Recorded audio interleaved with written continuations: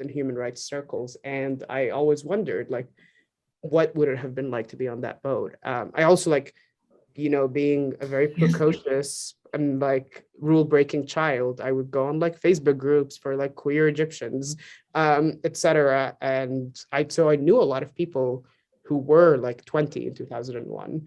And they became my friends. And I would like, even if they were not on the boat, they knew people who were, or they knew people who had been arrested, or they knew people who had similar incidents happen to them. And obviously, this is all informed by class and the intersectionality of regions and so on. I was like, even before I moved to the US, I was very much like a third culture kid living between a lot of different places. So I had a certain access to privilege that was different, but I always like was interested in that. And it like, when I came into, again, my first playwriting experience with Abhishek, my playwriting mentor, in that class, he asked us like, what are things you want to write about on day one? And I always thought like, I want to tell stories of more gay Arabs. And that has evolved over time. Like since I have migrated to the US, I've finished college. I have become much more interested in migration. I've become much more interested in gender nonconformity and transness. I'm much more interested in my work, becoming more holistic than just talking about like a gay cis male experience. And I'm thinking about class much more critically, but it continues to, not just as a playwright, but as a TV writer, as a dramaturg, as a producer, I am interested in telling stories about people or communities, not in a tokenizing way, but exploring people's experiences and rendering people who have not had the chance to be represented fully in ways that are. And often that intersects with my own experience, but it does not always. And I think that that's okay. Absolutely.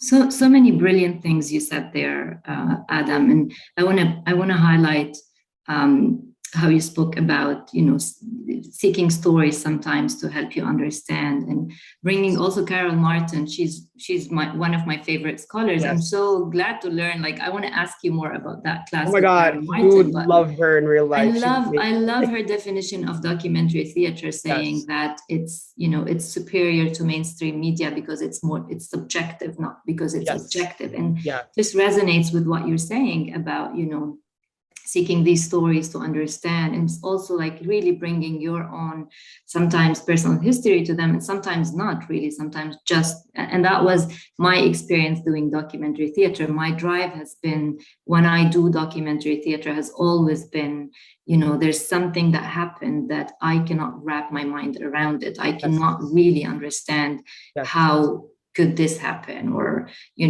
so, and that would be the starting point, but then the research and the process kind of inform the outcome and the process itself. So this is also so great. I want to ask you, like, because you spoke about all of this, how do you see the process different between writing a documentary piece like Memorial, for instance, which is totally based on, I believe, on verbatim interviews that you and your collaborator, Ariana Stuckey, is that how you say the last name? Yeah. Stuckey, Ariana Stuckey, and yourself, you did interviews with survivors of the shooting that happened in New Zealand, and then Drowning in Cairo, which takes a real event as its inspiration, but then you go on and you craft a story that's not necessarily true, right? Centered about the life of these three Arab gay men. Like, how is that process different for you as a playwright? Right. What's how do you experience it? I'll name that every play is different. So I've only made one documentary or verbatim piece so far. I'm about to start my second one, which I can't talk about yet. But my second one will not be the same as the first. It will not start with the same kind of interviews. It might be documentary, but not verbatim. And same with my plays. Drowning in Cairo is not my only fiction or narrative play. And each one has had a different story. Drowning in Cairo came again from me hearing this every time I talk to an older Egyptian gay man, hearing the ghost of Queen Boat being like what people always talk about, and me being like, what was this event? Me also like being a nerd. I was initially a sociology or social research major, I just read a lot of human rights reports about it. And so I had all this knowledge. So it's not a documentary, but it's very much based on like details of what happened on that boat. And then hearing people talk. And I did speak to a couple of people who had been on the boat before writing, not with the intention of writing. It was just that we had been in the same space. But I will say that character is often where I start with fiction or narrative work. I'm often like, who is this person? I credit this to Jessica Blank and to my friend Ariana Stuckey, who introduced me to Jessica Blank. The idea of the core wound of who is this person? What is their backstory? Where did they grow up? What is the street they grew up on? Who was their first date? Who was their first crush? Who was their first kiss? Were they middle class? Were they upper class? But also like when we are meeting them, what is the thing that like they're hiding from? What is their core wound that they're always not trying to avoid? And then what is how do I put it? How have they crafted their lives, and what is their coping mechanism so that they cover that core wound? And then the plot of the play has to basically destroy that core wound, and they have to like actually change or transform is how or maybe they don't, but that's the point. But that's how I often think. I always start from character. I'm actually just, while we're talking about different medias, like just starting to move from theater to other mediums, screen mediums, and like working with collaborators who don't start from character. I'm so lost. People are like, what if this happens? And I'm like, but why is it happening? Like for me, whose story is that? Yeah. I'm also a very slow writer until I'm not. So I can spend like 8 months developing character. But once I really know the characters and I start writing a draft, the draft will come out in 2 weeks. But like, I can't do that without living with the characters for months and months and like almost trying to become them. So that's how narrative stuff work. With Memorial specifically, I won't talk about like my documentary theater process because I think it'll be different with every piece. I know the upcoming piece will definitely be different. But with Memorial, I want to give credit to Ariana Stuckey, who was my dearest friend in the world. And when the event happened, I was traveling and she reached out to me and I didn't know that it was happening. Actually, the first thing that happened was a couple of people reached out to me to ask me if I was okay. And I was like in Sweden at the time. And I was like, yeah, like, why wouldn't I be okay? And then they told me about it. And I was like, oh, that's terrible. But also like, at the same time, there were attacks on Jewish synagogues in Pittsburgh, and there were things happening in England. And I was like, for me, all of these events like equally are horrific. Like I'm not more affected by this event because it happened to in a mosque. But Ariana was really, really affected by the event, and we got to talking a lot. And I was curious, why are you so affected by this event? And she really had the impulse of like going there, and she thought I could make a documentary play, but also maybe I go and people are not ready, and that's okay.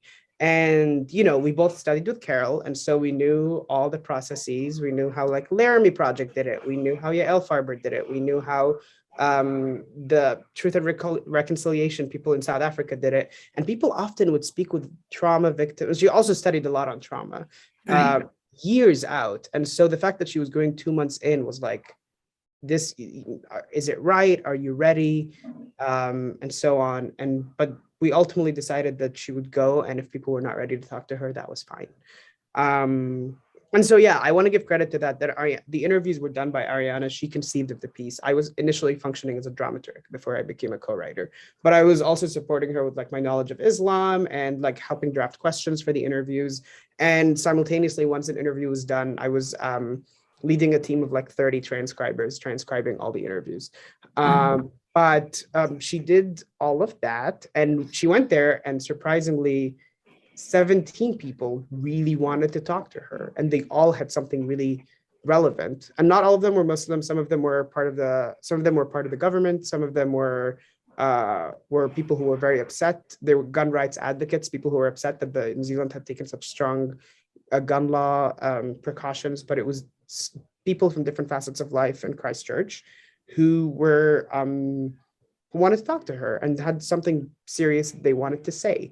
And so we came back with thousands of pages of transcripts, and we just started building, and it became like, we have thousands of pages. We can write 15 different documentary plays.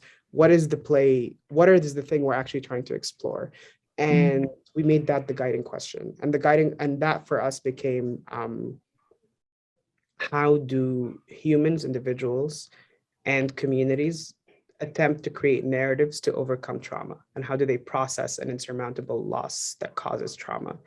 And then from there, we were interested in also how that trauma, how these different ways of coping with trauma could hurt each other or intersect with each other. And so that's how Memorial was built. But yeah, I feel this is the very long answer to your question. That's a great answer. Thank you so much. And you're right. Like, I think with every documentary piece, the process is different because the material you're using might be different. In the Memorial case, I believe it was on the interviews, but sometimes if you're using like what we call hybrid documentary, when you're using documents or studies or, other material, it becomes a different process. I wanna pause for a moment because we have a question actually in the chat, and I want to lift it up from American Iraqi poet Bo Busolail. Hello, Bo. Bo's asking, theater has so much to do with the human body, and that is part of its power for me. To see the narrative inhabited by someone so close is magical. How much of a sense of the body enters your work as you write? As a queer writer, are you even more aware of the human body, since the body of a queer person has for so long frightened theater producers into only presenting them as stereotypes on the stage?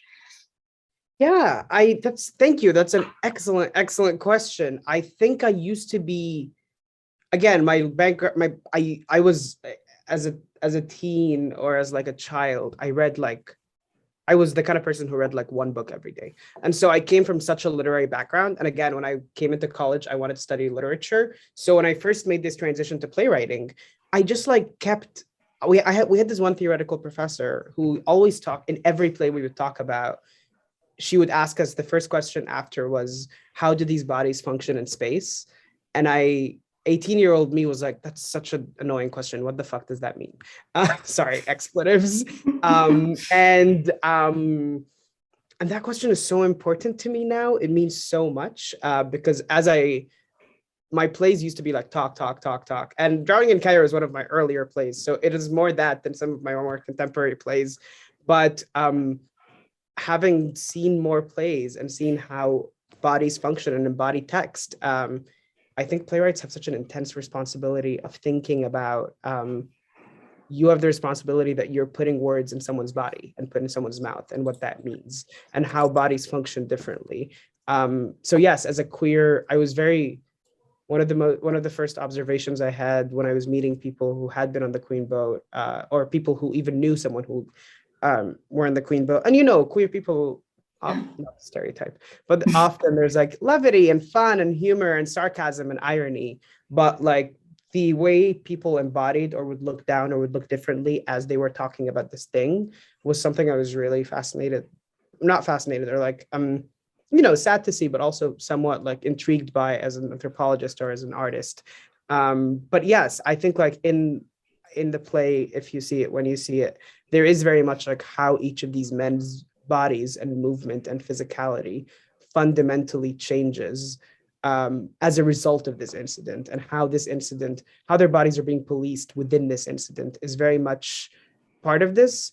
And it's become more of a thing in my work in later pieces with, and thanks to to quote or to give credit where credit is due to my collaborator, Ariana, for whom bodies and like how the bodies are embodying and taking up space is like central to how she makes work. And so she brought that background to us building Memorial, and that became very central to how we were thinking about it. For example, Memorial in its current draft requires 7 actors or 7 bodies on stage. And some of these tracks are hard to cast. Like our lead is a Bangladeshi man in his late 50s who is disabled or is in a wheelchair and is paraplegic. And even in New York, like where there's the biggest abundance of actors, it is almost impossible to cast this role entirely authentically, or with all of these demographics in mind. Right. And so we've always had the question of, what does it mean if a different kind of body is embodying these words?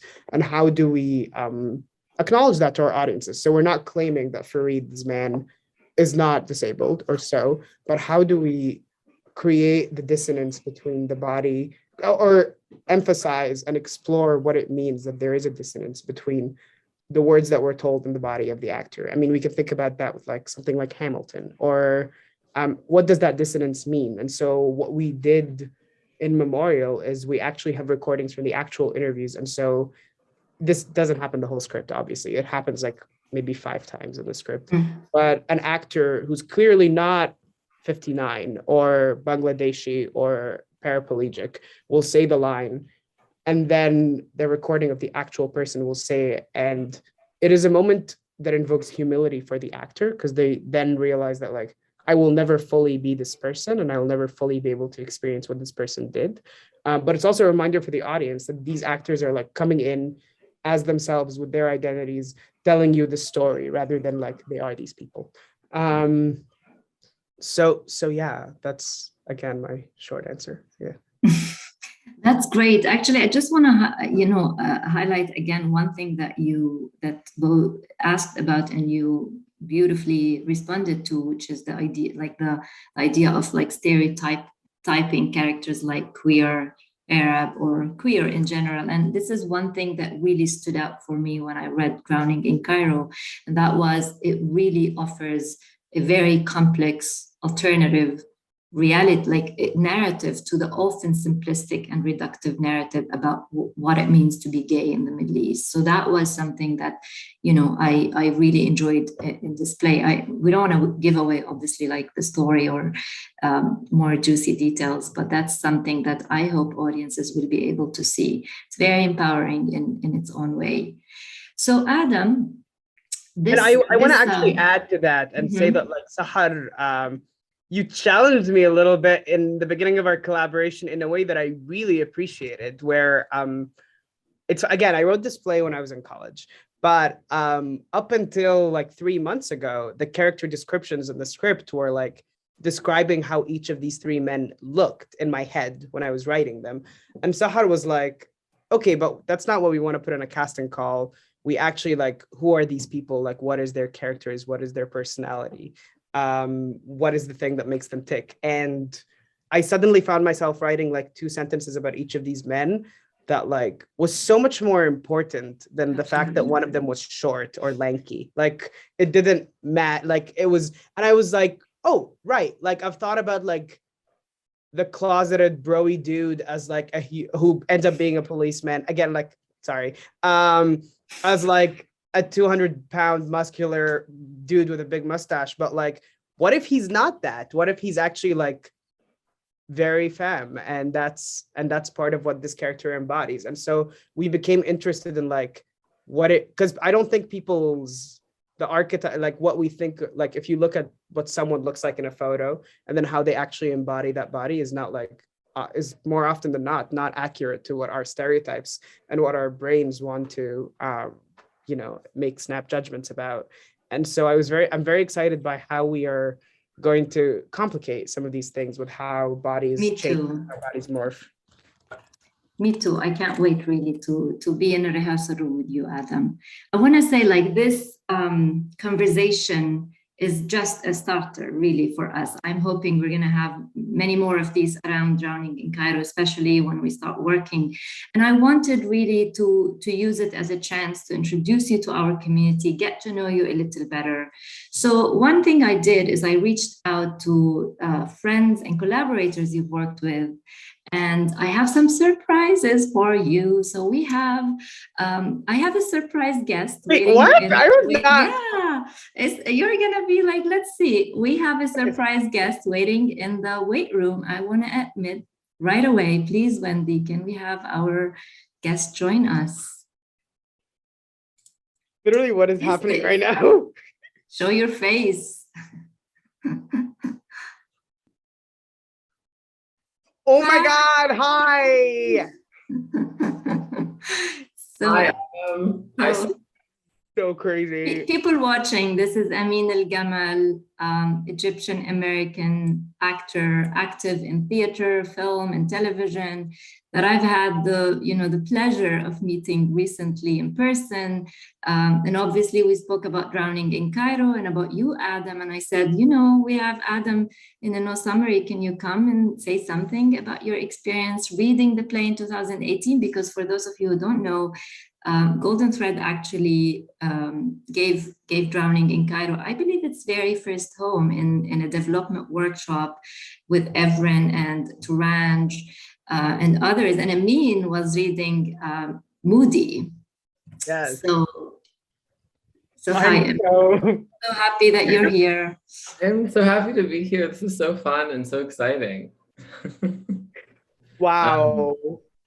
I just wanted to share, Adam, how profound that reading was, because I grew up in the Bay Area and I struggled, I had my own internal struggles and my struggles with my family, culturally, and a lot of progress has been made.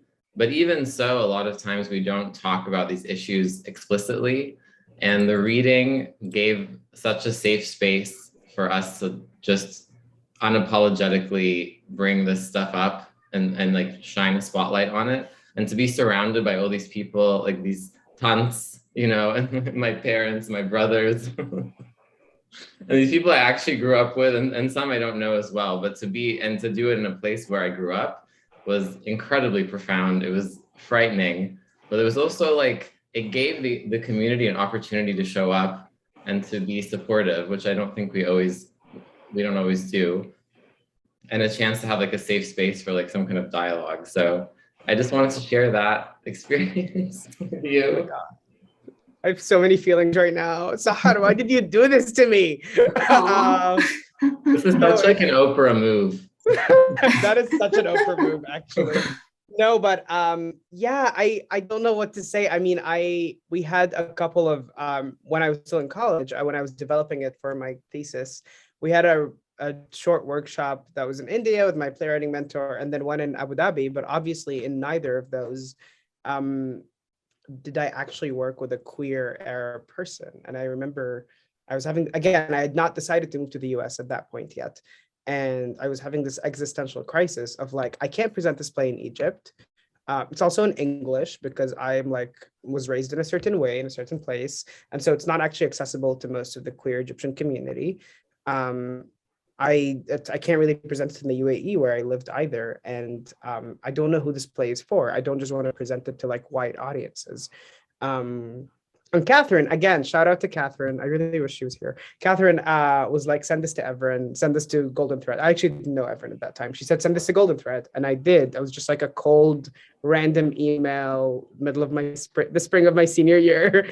And I didn't hear back for like a few months. And then a few days after graduation, I was still in Abu Dhabi. And I got this email and I was like, what? Like, what do you want to do with my play? What is happening? Who are you? And so I flew, I called it my graduation trip. I flew to San Francisco, and I've always wondered who this play was for. I never thought that its audience, first of all, I never thought that I would work with a queer Egyptian actor whose experience is fundamentally different from mine, because I did not grow up in the US at all, who was gonna find value in working on this play. And so just having the privilege of doing that, of being with you and seeing you, seeing people be affected by the work. Because, as a writer, you're always like, does anybody care about this as much as I do? Does it matter? Is this just all like vanity? And so just seeing you, and then obviously working with Khaled Abul Naga, who directed that reading. That's right. Again, a very intergenerational conversation between three different queer Arab men from across contexts. Was so profoundly meaningful. And then having our audiences again be like a group of like diasporic, mostly Egyptian, mostly Arab American, older, not older, but like older women who are primarily not queer, who were there for this work. Like, I just never thought that like an Arab straight audience would sit through this play and be like, yeah, that's fine. We are finding value and meaning in this. And just seeing that, and like, they took me out for like with a bottle of champagne after. And I was like, people actually like appreciated this. And I never thought that I would. And honestly, like, I credit Everin because he was the person who read that play from a cold email. I credit him for identifying Khalid as a person. I credit and then casting Amin and other Egyptian folks who were in the piece. But I think like I don't think I would have moved to the US or like continued to write plays if it weren't for that experience. And so it feels like such a homecoming for this play, like many years later, to be getting its premiere here. That's so beautiful. I just want to send our regards to Evren Ochikan, who's our very own resident artist and also right now an associate artistic director at Oregon Shakespeare Festival. I want to send regards to Khalid Abunega, who did a fantastic job on that piece. Yes. Obviously to Turanja Gezarian, yes, the champion of it all, and to you both. So I want you to stay on, please, because we have more surprises for Adam, and I want you to witness and experience that. So I'm gonna invite Wendy. So some folks, Adam, wanted to share some messages and questions, but they really did not, weren't available to join us live, but they did send some video messages. So I want to show you the first. I want to name that like Sahar pitched this to me as, I want people to know that I did not come here with the expectation of like being serenaded. No, I'm sorry.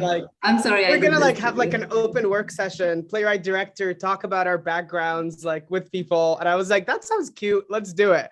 I didn't know this was gonna be like a whole thing. It's all about you, Adam. You're our star. I wanted to talk to you and hear more about your. Okay, we'll get more time. There's we more can do that offline. And I hope you're looking at all the love we're receiving in both of you in the chat.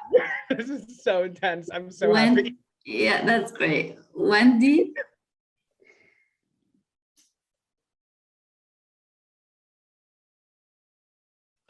Hi, Adam. Terribly sorry that I was unable to make it for the live online celebration of you. I hope you know that I'm incredibly, incredibly proud of who you are, who you've become, and all that you have yet to achieve.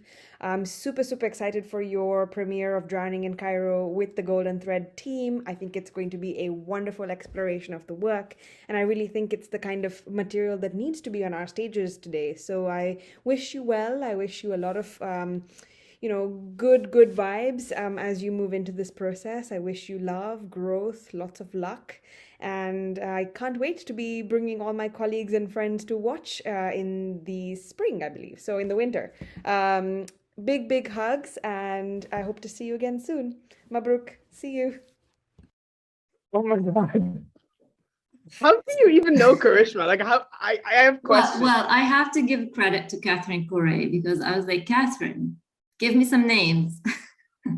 And obviously, you know how generous Catherine is.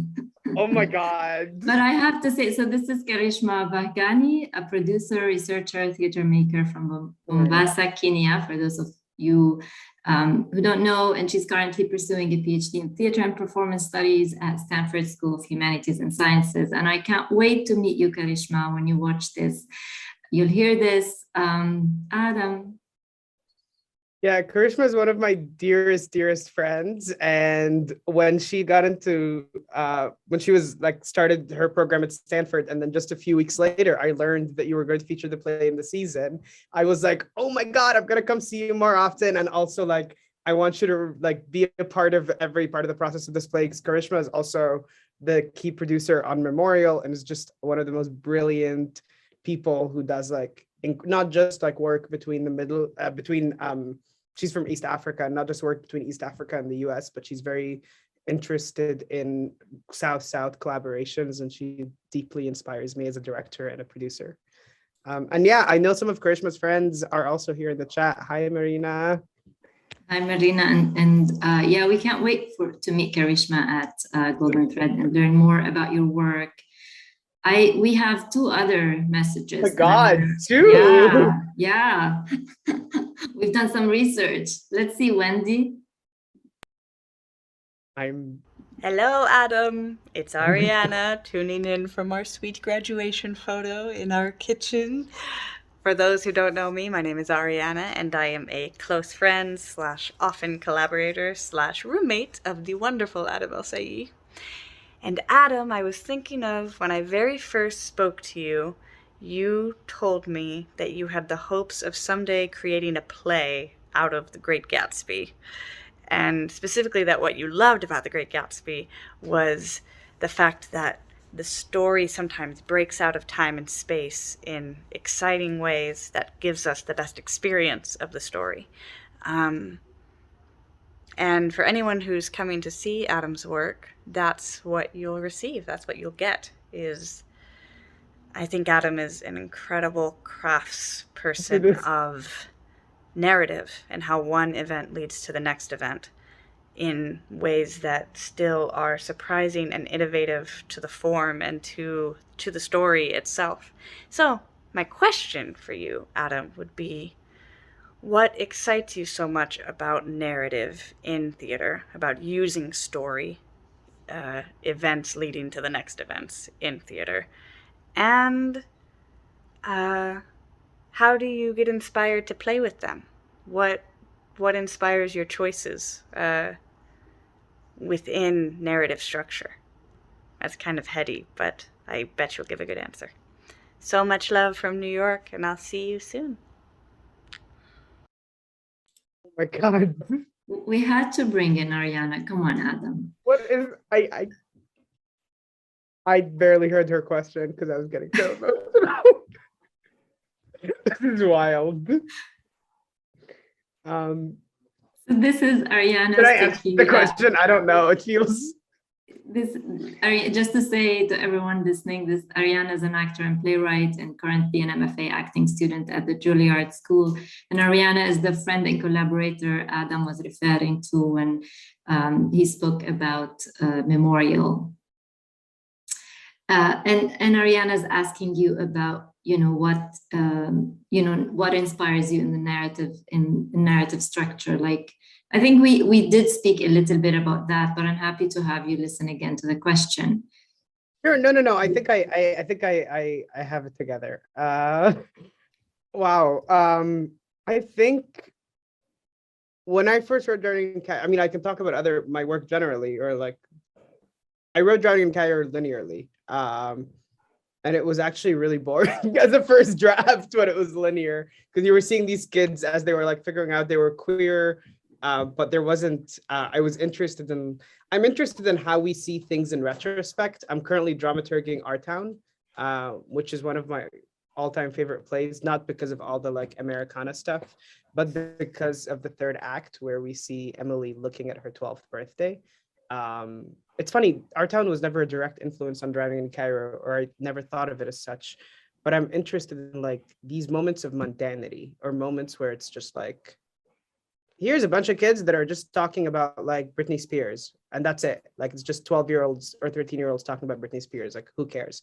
But they actually, when you know like what happens next and what it means so much. And Rajiv Joseph's play Gruesome Playground Injuries was the most direct like thing that I looked at and was like, I think I want to do that. And yeah, that last scene, the question that weirdly always comes up in every talkback is, okay, I don't want to say what the last scene is. People ask why we end at the last scene, and I always say because it's not linear. That's what I can tell you. And people ask why we end there, and I've always thought like we end there because knowing what these kids thought was their lives were going to be, and seeing them full of hope about what that life will be, knowing what their life actually ends up being, is more profound than anything that I can like write about like them saying out loud. Like, I don't think that's as profound as like just the structure of it. It's funny, I'm actually working on another, the first project that's like very directly like about queer Egyptian life. It's post-Egyptian revolution, so it's a very different project, and it's not for theater, but it's a project that I started thinking about non-linearly a few years ago. And just now, after it's been not working for years, and like I couldn't figure out why it wasn't working, and I realized that my first impulse, which was to start 7 years into the future and then go back is actually what I need to do to make everything that we see as a flashback relevant. So I'm always interested in like I'm also interested in repetition. Thanks to Ariana, that's more credit to Ariana, into like, you hear a statement and then, or you see a moment and then you see another moment that's like later or before, and then you see that first moment again, and that first moment means something different. I think, I don't know who said this. It's like the A, B to A star. Like it's a weird nerdy playwriting thing that I don't know how to describe properly right now. Moving on. I want to say one thing that you just said, like also without giving too much of the play because we're not there yet. But I want to say like one thing also that I read in this play, and I want to ask, I mean, if you would agree with me, that there's so much obviously like heart-wrenching sorrow reflected in the play and the story of the three young men. But at the same time, there's something for me that, you know, kind of felt that this is also a celebration of life and love. And that became really, you know, something that I wanted to highlight. I mean, the phrase that kind of sticks with you is "those who tell don't die." This we can say, right? We can say that. That's the play starts with. Shout out to Khaled. Khaled was the one who really insisted on that being there. Yeah, and like I said, like, my impulse ethos with writing was always like to tell a story of people and for people, not of people only, but for people who have not been represented and or have been represented badly. And for me, it is very much that, which is to say, Dominique Morrisseau recently tweeted, who's an incredible Black playwright, the Black American playwright. She tweeted something about how critics always describe Black plays as like Black joy or Black pain or Black trauma. And it's like, no, it's both. Like, yes, it's like we all like as marginalized communities, and not just marginalized communities, everyone goes through shit, right? Like who doesn't? And sometimes you can get arrested and something you can do that. But like sometimes you also laugh with your friends and like talk shit and dance to Britney Spears. And like sometimes you're horny and make bad choices. Like that's just the reality of like being a human. And I'm just not interested in like joy or trauma or pain as like binaries, but like things that create each other. Right. I mean, sorry, you were invited to speak and I just took over. That's okay. No, I agree with you. I think that life is not, you know, a comedy or drama, and it's most interesting and most profound when the tone. For me, I'm really interested in how like tragedy and like comedy almost can converge at the same time. You know, like sort of like the Chekhov thing where one person's life is falling apart and the other person's in love and joy and they're in the same conversation somehow, but not, you know. I always find that the most interesting work because that's more how life, you know, is. But yeah, I mean, I can see the concerns with marginalized communities and their sort of pain being mined as some sort of balm for, you know, like Western guilt or whatever, or a way to like, I know there was a conversation with like these incredible, you know, Black-centered plays on Broadway, but so many of them, also there's the conversation about how so many of them are about like trauma and like how you balance that out. So yeah, it's complicated. I also like, and this is a little bit different, but I guess it's a question for you, is because we have different backgrounds, you know, I was curious what you think the role of diaspora queer Arabs artists might be in relation to, you know, stuff that's going on like in Egypt, like that's depicted in Drowned in Cairo, because we do have privilege, you know, and it's not so much what can we do to like assuage our guilt, but like what is our role in the conversation of without getting in territory of like pink washing or like demonizing the Middle East further, you know? I mean, just the way you're asking that question tells me that you're the right person to actually have a role, which is to say that like, I've heard the bad version of that question from like an older white gentleman in a talkback where it was like, so how do we fix this in Egypt? And it's like, no, stay out of it, stay in your lane. But like, as someone who is of that descent, who grew up in the US, like as an actor, I would say your role is like the same way any artist's role is. It's like embodying stories that matter and telling them in ways that are authentic and sincere to what the lived experience of the actual character or person is.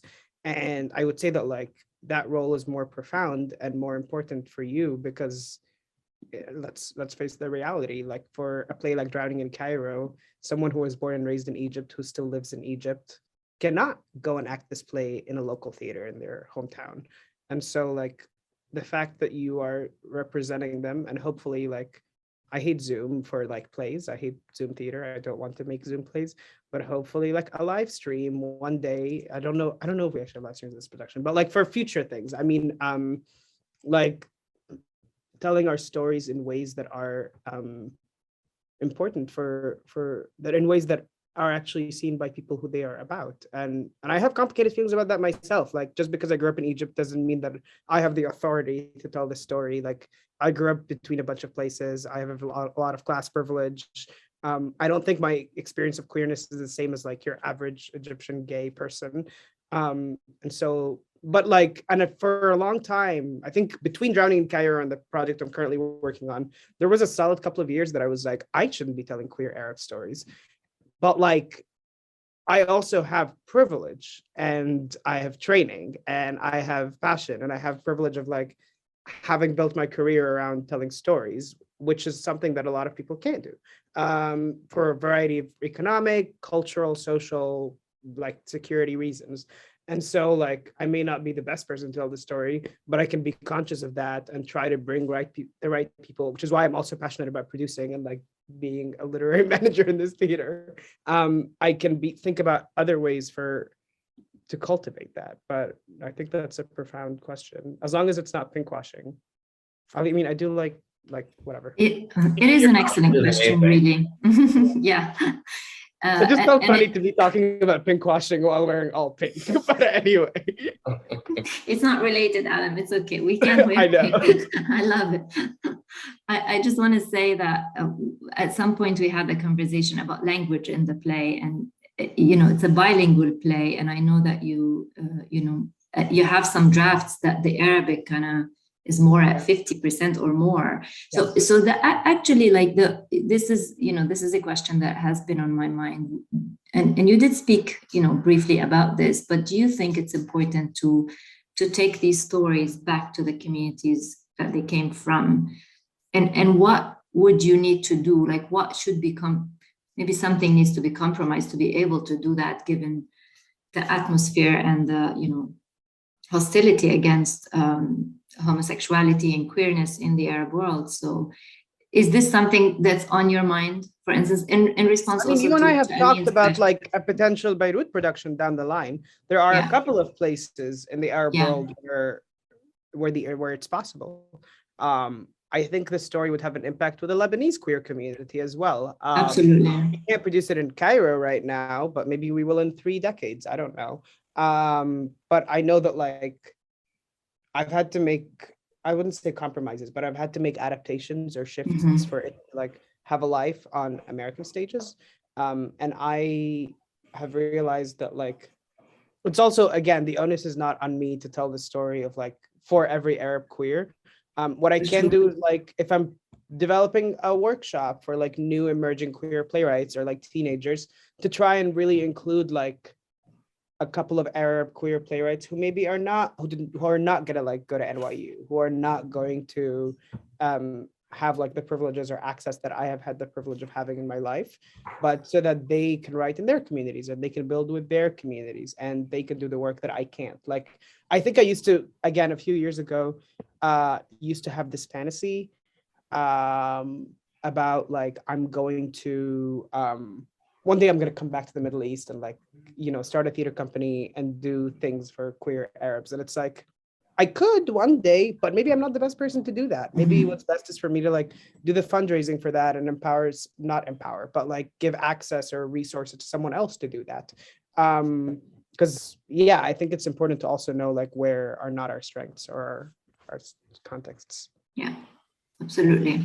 We are at our time, but this is the last No Summary episode for 2021, and I want to extend our time a little bit because we have one more message and question for you, Adam. Wendy, please. Hi, Adam. A very, very good afternoon to you. I hope you're doing very well, my friend. I'm so excited to know that you are one of the playwrights who is going to be produced by Golden Thread Productions this year. That is wonderful for the theater community, for the audiences that Golden Thread Production has, because your work deserves to be in more main stages, more than ever now.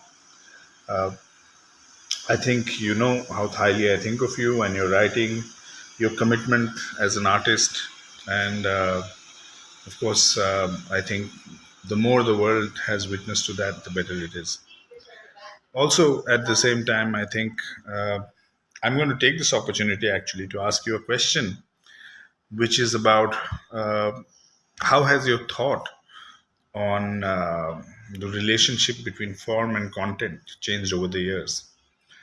And I'm asking this because right from the time when you were a student, you were so enthused by the idea of finding the right form and content. And in all these years, you have worked in quite a few different playwriting forms, from documentary to writing stuff that is more autobiographical, uh, and also being at the forefront of queer writing. So I'm wondering, as you move to another phase of your life of writing, how do you see the relationship between form and content emerge in your own work? Looking forward to your answer and to everything that you have to say in general and to more of your writing. Take care and bye bye. Oh my God. Do you want to I tell love us? that I actually referenced all the people that you brought in. I know it worked perfectly. I know people might think that we've promise agreed. you, I actually did not know about this. I actually did not know. I know. I was like smiling inside, I was so happy. You were referencing everyone. I'm so scared. This is Abhishek Majumdar, a playwright, theater director, scenographer, visiting associate professor of practice of theater at NYU Abu Dhabi. And Abhishek is Adam's teacher and mentor. Yeah, so Abhishek is the person who taught me my first playwriting class when I was like 18. Oh my God. He also would always ask me deep questions like this. And I always was like, I don't have a smart answer for you. You are like the smartest person I know. Stop. I would say, I think I used to be so, this is embarrassing to say out loud. I used to be so anti-experimentation. I think I wanted to tell like the naturalist stories in the most traditional sense of that word. Like I wanted to just stage real life. Like I always was like, why can't dialogue just be like how we talk in real life? Very Chekhovian. And Abhishek was like, no, but there's more. Like that works for certain things, and there's more. And the first play I read in his class was very like Chekhovian. He always described it as. And I think I've learned more than ever that most of the time, I want form to be determined by content, which is to say that like, especially as I'm working across forms now, not just in live audiences, but I've just seen a lot of, I've just like, I come up with ideas and I'm like, this is gonna be like 2 hour play. And then I start writing it and I'm like, actually, maybe this is a screen thing, or maybe it's not linear, like I was saying. And so content for me has always been where I start, and character, as I said, character is always where I start, and that often then informs form. So, yeah. Well, thank you so much. I don't know what to say. So I'm gonna cry. Thank you. I really, we just want to celebrate you, Adam, and tell you how much we are happy to be producing Drowning in Cairo as part of our main stage season in 2022. and get to know you, and again, create this chance for our community to get to know you. And I'm sure we're going to have many more of these conversations. We're going to be hosting a workshop hopefully in January around the play, and we'll see. We'll try as much as possible to engage our community in every step of the way. So I just want to say that it's been such a privilege and pleasure to have you here with us today to close this, no summary for 2021. I mean, I'm so grateful to you. It's been such a pleasure to get to know you more closely recently, and I look forward to all our future conversations and working together, hopefully soon, inshallah. I'm so excited. Yeah, and I want to thank, the special guests, Karishma, Abhishek, Adriana, also who appeared on video. So grateful for you and looking forward to connecting further with all of you. I would like to thank HowlRound for hosting this session and all of our sessions this year. The program offered 9 new episodes in 2021. We hosted around 27 artists from various backgrounds and ethnicities, including playwrights, directors, storytellers, makeup designers, artistic directors, founding members of emerging MENA theater companies, Swana queer artists, cultural advisors from Turkey, Egypt, Afghanistan, Iran, Lebanon, Palestine, and the MENA diaspora. And all these episodes live on Golden Thread's website and on HowlRound. Thank you always to Wendy Reyes, Chris Steele for their technical support, and to the rest of the Golden Thread small but mighty team, Michelle, Linda, and Nadine. And big thank you to you, our audiences, without whom really nothing will make any sense. We love you, and we hope to see you next year in person and online.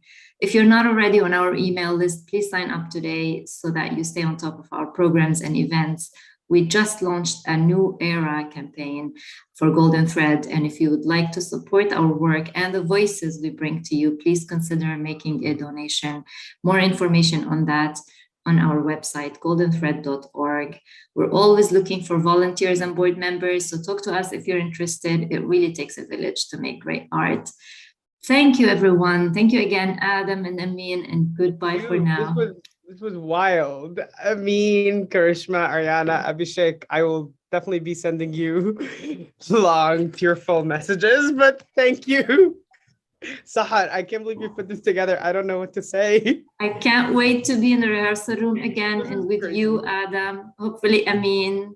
I'm teasing. Okay, I'll stop. Bye, everyone. Bye. Thanks for having me. This was really wonderful and good to see you both. Love you both. Bye-bye. Thank you. Bye.